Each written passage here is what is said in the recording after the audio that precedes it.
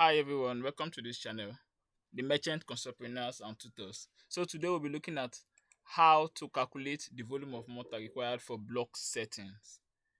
As you can see from the image, a man, a construction worker, laying blocks with mortar, bonding each of the blocks together.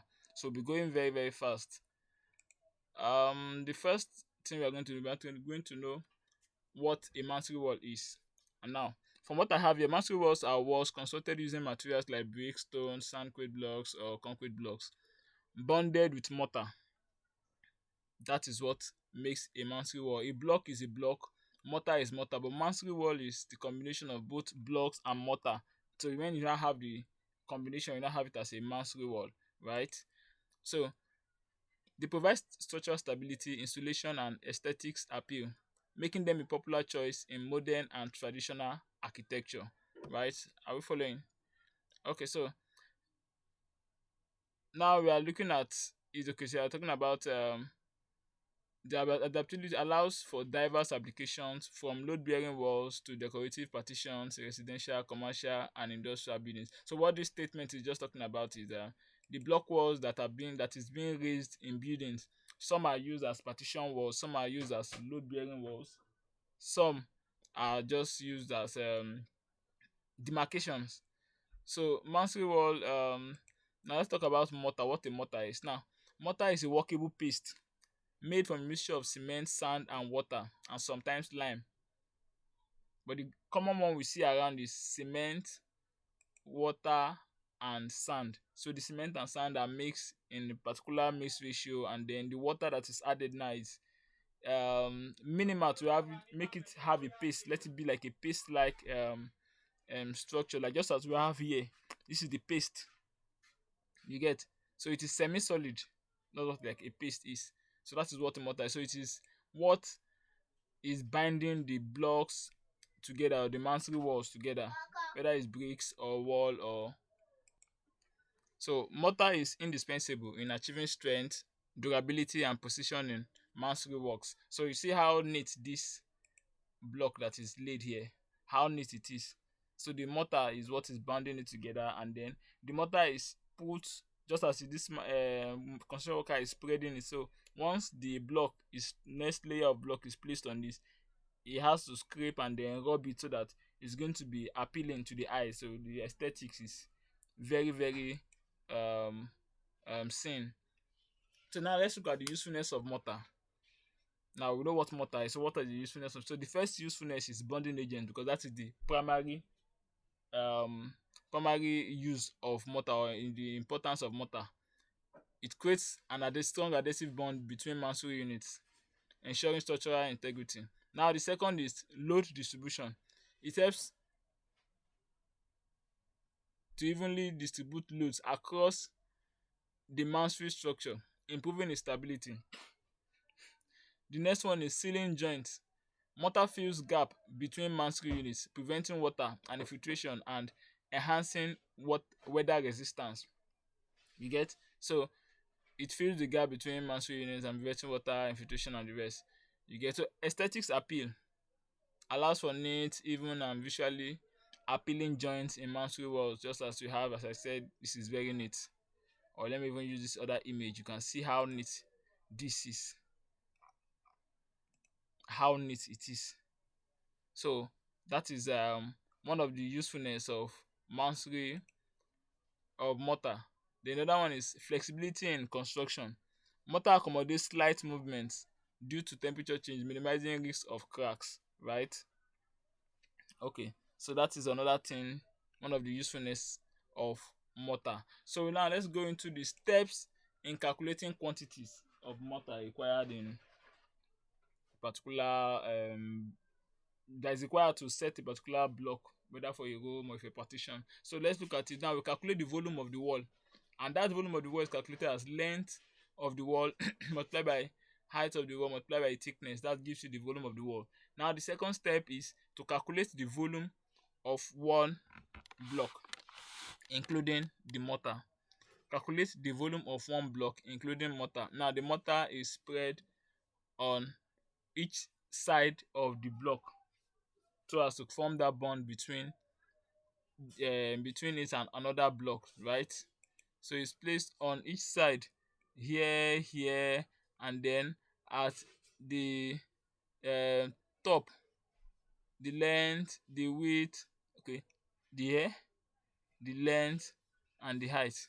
So you are going to do that you have to do that to calculate the volume of one block, right? Now to also determine the number of blocks required, and that is given as the formula of volume of wall divided by volume of one block including mortar, right? Now the next step is to determine the total number of blocks. So you add wastage 5 to 10%. So total number of blocks is number of block required that's what we got here, plus 10% of the number of blocks, right? Okay, so let me use blocks for consistency's sake, so not mix it up. Okay, so total number of blocks required plus 10% of the number of blocks, right? After that, we move on to the next step, which is to calculate the volume of mortar required. Now this image here shows sand and cement. Water has not been added to it. So the next step is to calculate the volume of mortar required. And now we are assuming that mortar occupies 25% of total wall volume. Some people assume that it is 20%, some assume 30%, but I am using 25%. So the volume of mortar will now be 25% times the volume of wall, right? So the next step is now to calculate the quantities of cement and sand by using the mix ratio that you have chosen. Now the common mix ratios for mortar is 1 to 4, that's 1 part of cement to 4 part of sand, right? Then 1 part of cement to 6 part of sand. Okay, so this is the formula. Cement quantity is cement ratio divided by sum of mix ratio multiplied by dry volume, right? Sand quantity, still going by this formula, sand ratio divided by sum of mix ratio multiplied by dry volume. So these are the 6 steps that will guide us in calculating the quantities required for mortar. Okay, so let's move on to the next. Now this is the example we are going to work on. So we are required to do a detailed calculation on how to calculate the quantities of mortar needed for a wall. Now we are given these parameters. The wall dimension 10 meters long, 10 meters high. Thickness is 0.225 meters. The thickness of the wall. Now block size, we are using 450 mm by 225 by 225 mm. That is 9 inches block, right? So the next thing is to look at the mortar thickness. We are using mortar thickness of 20 mm. That's what we are making use of here, right? So the next thing is mix ratio. Which are parameters we were given. We can determine it ourselves. You can decide to use 1 to 4. You can decide to use 1 to 5. The mortar thickness, you can decide to use 25 mm. I want to use 1.5 mm. So 450 mm multiplied by 225 by that is 9 inches blocks, right? So solution is to what? Calculate the volume of the wall. The wall volume, length times height times thickness. So given by this 10 by 3 by 0.225, we get 6.9, right? So the volume of one block, like I said, now the mortar thickness was 20 mm, so we converted it to meters. So we add it on each face, length times width times height. Then we'll do the calculation, we get 0.0282. Now we also determine the number of blocks required. Volume of wall over volume of one block. Said for consistency's sake, I need to do this. So we have this calculation of 245 blocks. Now the next step is to determine the total number of blocks. Add wastage, that's 5 to 10%. So we are using 10% in this formula, right? So total number of blocks, I said we are using 10%, right? So number of blocks required plus 10% of number of blocks. Number of blocks we got 245. So when we do calculation, we get 270 blocks. I hope we have gotten this into this level here. So the next thing is to calculate the volume of mortar required. And we are assuming that it's taking 25% of the wall volume. So using the formula 25% of total wall volume, we get 1.725 meter cube. So we are using dry volume. This is the wet volume. For the dry volume, we are using shrinkage slash well swell factor. We are considering that factor. That's 1.33 times wet volume of the mortar. So we have 2.294 meters cube, right? So now we are adding wastage allowance 20%. Still the same formula, dry volume of mortar plus 20% of dry volume of mortar. So everything we are coming down to 2.75 cubic meter of mortar. Right? The next step is to determine the quantities of cement and sand needed. The mortar ratio is 1.6, 1 to 6. Cement is in the ratio of 1, sand has a ratio of 6. So when you add the sum of the ratio is 7. So for the sand volume, sand ratio divided by sum of mix ratio.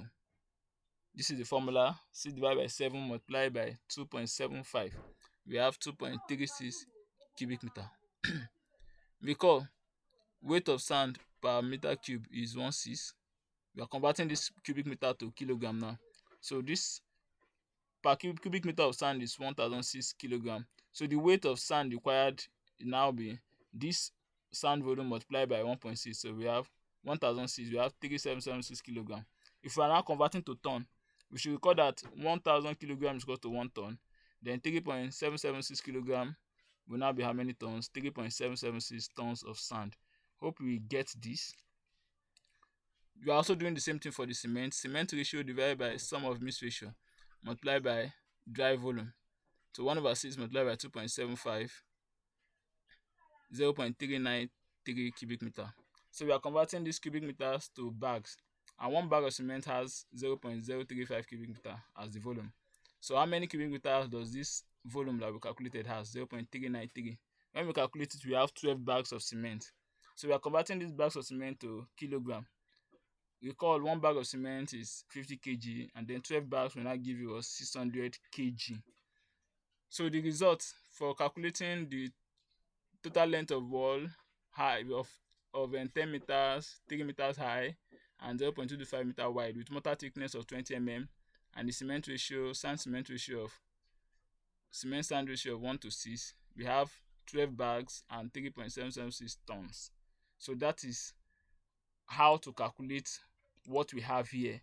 For more videos and lectures on construction and structural engineering, so subscribe to this channel, the Merchant Construct-preneurs and Tutors, to get more insights about all we are doing here.